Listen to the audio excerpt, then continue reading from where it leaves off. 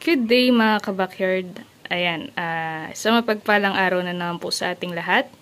So, itong pinapakita ko po sa inyo sa aking harapan ay ang bagong cover nitong ating incubator, no? Kung papansin nyo po, ito yung dati at ito na po yung ngayon, mga kabakyard. Ito.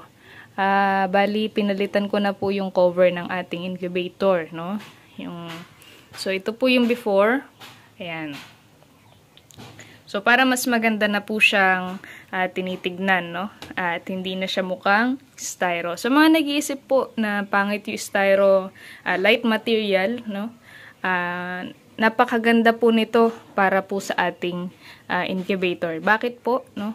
Kapag ka nag-brown out mga kabakyard, ito ay mayroon siyang kakayanan na retain ng heat sa loob, no? Cover lang po natin yung mga butas. Unlike sa kahoy mga kabakyard na napakabilis mag-cool down. Ito po, kaya nga po ito yung ginagamit kapag sa mga nagtitinda ng balot, no? At sa mga nagtitinda ng ice candy dahil meron nga po siyang kakayanan na mag-hold ng temperature sa loob. So yan po, light material siya, sabi nila madaling masira. So, nasa gumagamit po yan, no? Ako, personally, ito lang din po ang gamit kong incubator, no? Styro. Dahil nga po, matipid siya sa kuryente dahil hindi siya ganun kalakas, humatak, dahil nga po, mabilis lang din siyang uminit at hindi ganun kabilis na mag-cool down sa loob. So, ayan. Sa mga nagtatanong about dito sa ating incubator, ito po ay meron siyang dalawang free na bumbilya, 2 months warranty ng ating thermostat. If ever masira po yung thermostat sa loob, no, ay papalitan ko. Ito, halimbawa, nasira po ito, papalitan ko siya within 2 months po, no. So, ayan, meron din siyang manual guide, which is dinidikit ko na sa itaas para po hindi na mawala, no? Gaya po nito. Ayan, malinaw po yung ating manual guide, mga kabakyard, no? Malinaw yung pag-print niya. So, hindi po kayo mahihirapan na magbasa. So, yan, meron siyang bisagra, cabinet type nga po ito, no? So, ganyan, mga kabakyard, yung ating bagong design na incubator, no? Ito po ay 1,800 free shipping nationwide po. Ayun, ipapaship ko po yan ngayon, no? Yung ating incubator na yan. So, ganyan. Ito po, no? Kaya wala po kayong iisipin na baka sira yung inyong matatanggap. Bawat isa po na incubator, mga kabakyard, ay tinetest ko muna. If ever man nasira na dumating sa inyo, halimbawa nasira yung thermostat, papalitan ko po yan, no? Ito ay 50 capacity, no? 50 to 55 capacity na. Bakit? Hindi ko na po ito nilalagyan ng tubig. Hindi na po kailangan ng tubig itong ating incubator, mga kabakyard. Proven and tested ko na po yan. Pinapagawa ko na din po yan sa mga ibang nakabili nitong ating incubator. Hindi na natin kailangan lagyan ng tubig.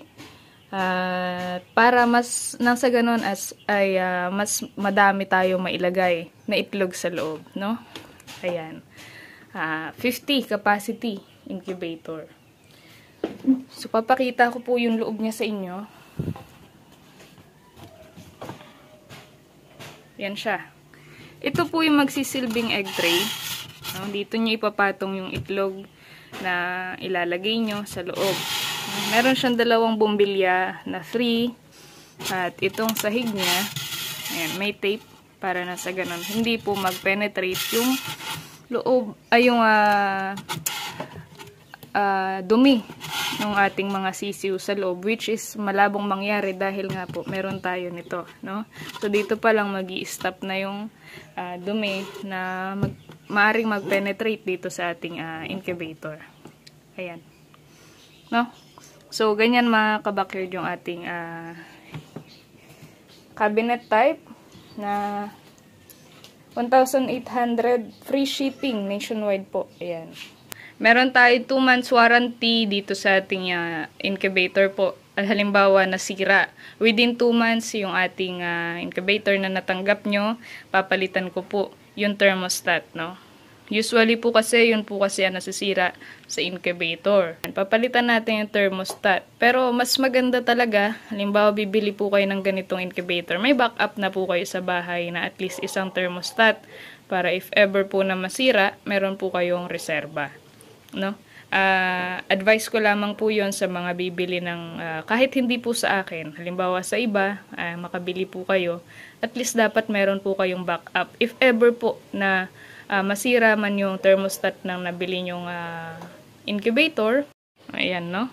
At least meron po kayong backup dahil nga po itlog ang pinag-uusapan, masisira po yan. Halimbawa, hindi po mapalitan agad or hindi po dumating agad yung inyong thermostat, no? At least meron na po kayo agad reserba. 30 to 50 capacity to dati, pero meron akong ginawang eksperimento bago ko po ulit ituro sa inyo na walang tubig, no? Hindi po yun applicable sa lahat ng incubator, mga ka-backyard. Ito po ay applicable lamang dito po sa incubator ko. Walang tubig, no? Kasi iniisip ko po, 30 to 50 capacity, tas maglalagay ka pa ng water pan, which is mag-occupy pa ng tubig ng space sa loob, no? Space sa loob. So, maliles pa yung capacity ng ating incubator. So, gumawa ko ng experiment sa akin muna. Gumana po. Maganda po yung hatching rate, no? Which is, ina-advise ko na din po sa mga nakabili po sa akin ng incubator na pwede kahit walang tubig sa loob. Hindi po yun applicable sa lahat ng design, mga ka-backyard, ha? Hindi po yun applicable sa lahat ng incubator na nangangailangan pa din ng tubig. Ito pong sa akin, pwede na po walang tubig, no? Ayan. So, pakita ko po sa inyo yung loob. Napakasimple lang. Ayan. Like before, mga ka-backyard, pwede nyong gayahin yung ating design. Hindi po ako madamot, no? Pero sa mga nagtitiwala na gusto mag-try ng ating produkto, pwede. So, ayan. Halimbawa po nag-avail kayo nito, no, at may mga katanungan kayo about sa manukan, hindi lang po about sa incubator, no, ay yun po ang mapapangako ko sa inyo na i-share ko po lahat ng kaalaman ko sa pag-incubate or pagmamanukan, no. Ayan. Hindi lang po itong incubator. Pag nabili nyo po ito, pwede ko po kayong bigyan ng mga tips, no, advice sa backyard farming, no, mga ka-backyard. Yun po yung benefits na pwede nyo po matanggap sa akin. So, ayan. Ito, napakasimple lang po. Pwede nyong gayahin. Sa lahat po ng gustong gumaya ng ating incubator. Ayan, yung ating thermostat, no, papalitan. Halimbawa, nasira. Papalitan ko po. May 2 free na bumbilya at yung ating manual guide. Andiyan na po lahat. Kung meron pa po kayong katanungan na wala dito, feel free po na i-PM ako sa ating Facebook page, no? At kapag hindi tayo busy or talaga pina-prioritize ko po na sagutin yung mga alam ko na naging kliyente ko po dito sa ating incubator, no, mga ka-backyard. So, ayan yung ating bagong design. Ito po, para na siyang kahoy, ano? Ayan, no? So, ayan mga ka-backyard. Ito po, advice ko lang sa inyo, kapag bibili po kayo ng ganito, at least, 'di ba, meron po tayong reserba na thermostat. So, ganyan mga ka-backyard. Advice ko lang kapag bibili kayo ng mga incubator, at least meron po kayong reserbang thermostat, no? 2 months warranty, 2 valve na free, no, manual guide, at saka yung access nyo po sa akin kapag may mga katanungan kayo po ang priority ko. Kapag ka sa incubator natin, bumili po kayo ng incubator natin, no. Ayan, mga ka-backyard. Ito, 2 days ko na pinapaandar, no. Maghapon magdamag na siya. So, ready to ship na po ito. Kagaya nun, no, mga ka-backyard. Ayan, papaano ko na. Pasensya na po kayo dito sa kwarto ka. Talagang hindi lumilinis dito, ano, mga ka-backyard, dahil, ayan nga, parating may gawang incubator. So, ito po yung ating ginagawang fully automatic, no? 224 capacity na incubator. Ayan. So, yan lamang sa ngayon, mga kabakyard. Sana ay may na-share po ko. Update lamang to, no, mga kabakyard. Ayan. Ito pa po pala, no? Halimbawa, kabakyard, nasira yung thermostat mo. Picturean nyo po. Send nyo po sa akin yung itsura nitong ating thermostat na to. At pati na din po itong loob, no?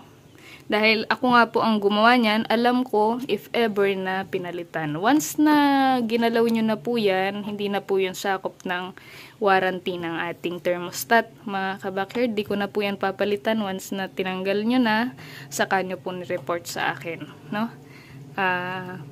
Halimbawa po nasira, picturean nyo po, send nyo na agad sa akin. Huwag nyo na pong gagalawin. No? Dahil pag nagalaw na, hindi ko na po yun papalitan. So, ito naman mga kabakyard, ngayon naman ay ipapakita ko sa inyo itong bagong project ko, no? 224 capacity, fully automatic incubator, no? Hanggang ngayon, ginagawa ko pa rin siya, no? Halimbawa, meron akong time, ito, gagawin ko. Kagaya po ngayon, nilagyan ko na ng plug. Itong kanyang main power source, no? Dito. Para isang saksakan lang po. So, yan, mga kabakyard. Pasadya ito sa akin. Ito. So, ganito po siya, no? Halimbawa ay magkakarga tayo ng itlog. Ganyan. Hatakin lang din. Ibabalik. Same lang po sa ilalim. Ganon din po dito sa isa.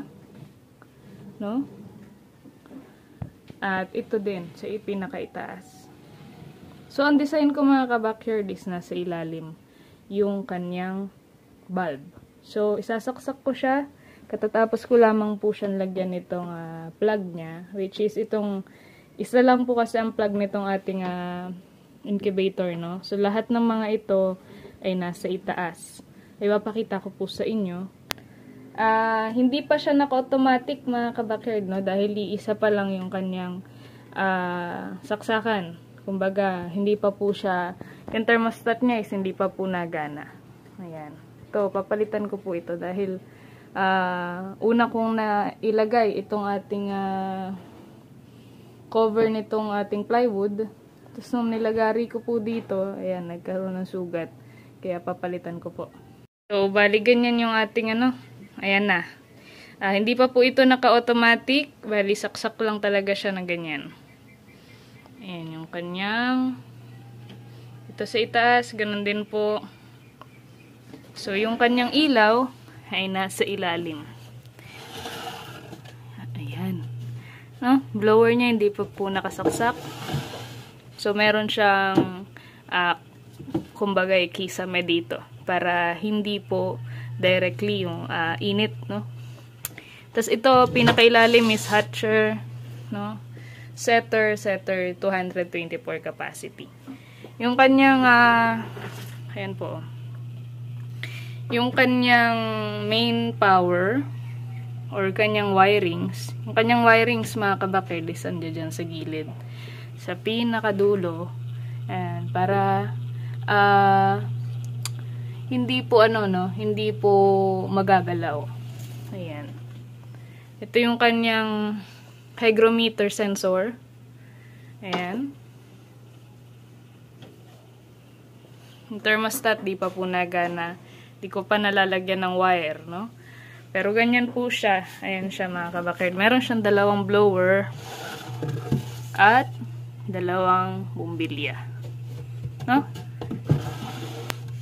So, try kong lagyan ng itlog, mga kabakyard. Kasi, meron ako dito mga itlog. Lagyan na natin. Try natin kung kakayanin niya, no? Habang umiikot, sige, okay na yan.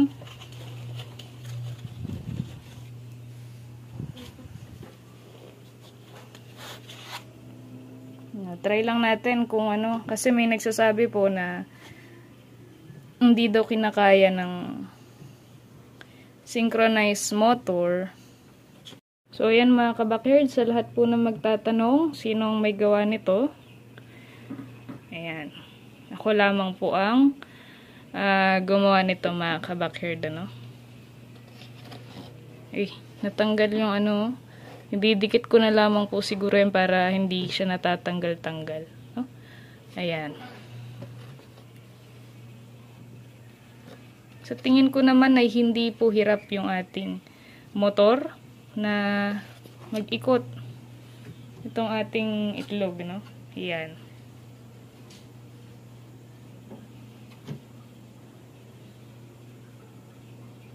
So, maayos naman siya, mga ka-backyard. So, ayan. Tapos, halimbawa, tapos nang magkarga, ibabalik lang, then sara yung incubator. Every 2 hours po ang isasat ko dito na magsuswing siya, no? Ayan. O, yan lamang mga ka-backyard. Pinasilip ko lamang po. Then, titignan ko kung anong mga pwede ko pang magawa-gawa dito sa ating ano. Inuunti-unti ko lang siya, mga ka-backyard, para kung sa ganun hindi po minadali yung ano, no? Yung gawa natin. Yan. Nasa ilalim yung bumbilya. Iba po ito sa mga automatic na makikita nyo, which is nasa taas yung bumbilya. So, yung akin po is nasa ilalim. So, lalagyan ko dito ng maliit na LED para nasa ganun makikita po yung mga itlog na nakasalang. Kasi, palagay ko madilim banda rito, no? Kaya, hindi po makikita yan if ever na gumagana na yung ating incubator. So, lalagyan ko lang dito ng maliit na LED, no? Para may ano po, may kita po yung mga itlog na nakasalang. So, yan. Yun lamang sa ngayon mga ka-backyard. Happy farming and happy breeding po sa ating lahat.